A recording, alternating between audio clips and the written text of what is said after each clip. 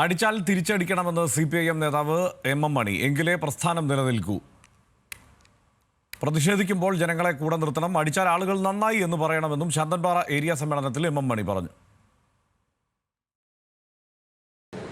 നമ്മളെ അടിച്ചാൽ തിരിച്ചടിക്കുക, പ്രതിഷേധിക്കുക, പ്രതിഷേധിക്കുന്നതിൽ തിരിച്ചടിക്കുക.